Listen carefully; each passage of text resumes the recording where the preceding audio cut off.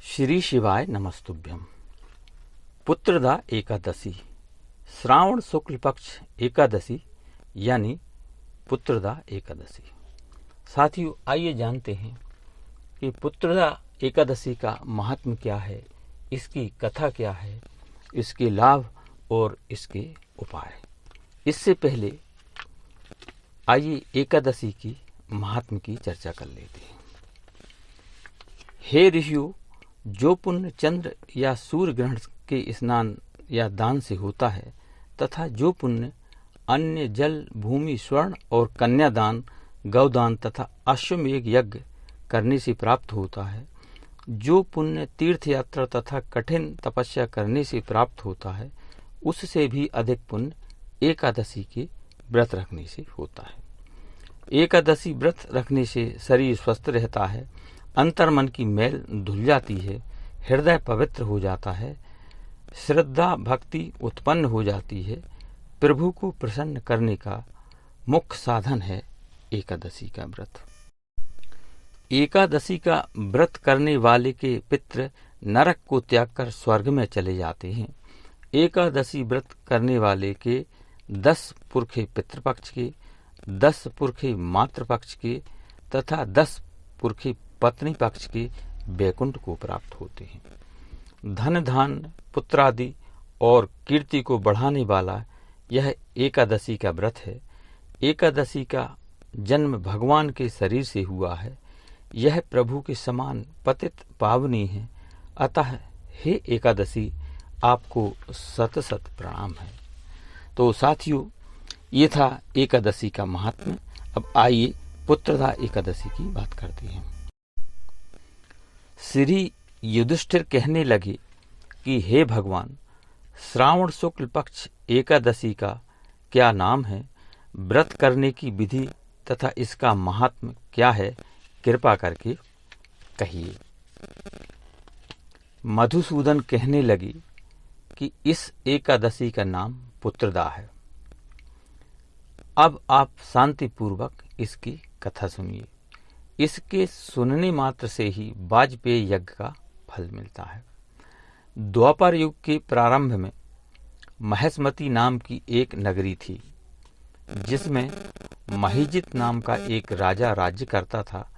परंतु पुत्रहीन होने के कारण राज्य सुखदायक नहीं लगता था।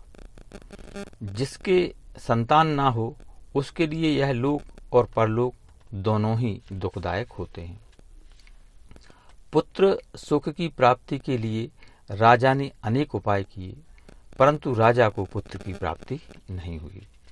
वृद्धावस्था आती हुई देखकर राजा अपनी प्रजा के प्रतिनिधियों को बुलाकर कहने लगा कि हे प्रजाजनों, मैंने इस जन्म में तो कोई पाप नहीं किया है।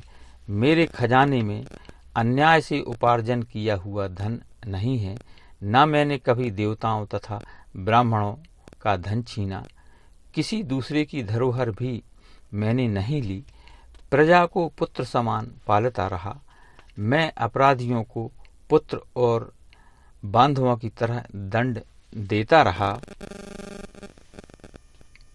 कभी किसी से घृणा नहीं की, सबको समान भाव से माना, सज्जनों की सदा पूजा करता रहा।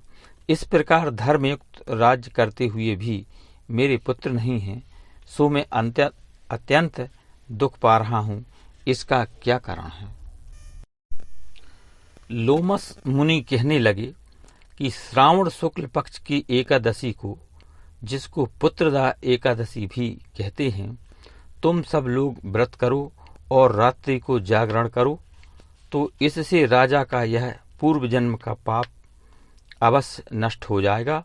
साथ ही राजा को पुत्र की अवश्य प्राप्ति होगी।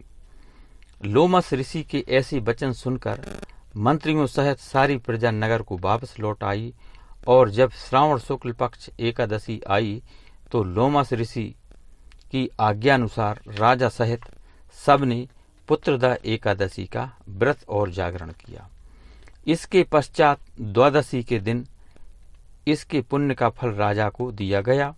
उस पुण्य के प्रभाव से रानी ने गर्भ धारण किया और प्रसव काल समाप्त होने पर उसके एक बड़ा तेजस्वी पुत्र उत्पन्न हुआ। इसलिए हे राजन, इस श्रावण शुक्ल पक्ष एकादशी का नाम पुत्रदा एकादशी है। अतः संतान के सुख की इच्छा करने वाले इस व्रत को अवश्य करें। इसके महात्म को सुनने से मनुष्य सब पापों से मुक्त हो जाता है और इस लोक में संतान सुख भोग कर परलोक में भी स्वर्ग को प्राप्त होता है। श्री शिवाय नमस्तुभ्यम। साथियों, वीडियो पसंद आए तो लाइक, शेयर और सब्सक्राइब करें। अपने दोस्त और रिश्तेदारों को शेयर करें जिससे वह भी इसका लाभ ले सकें। श्री शिवाय नमस्तुभ्यम।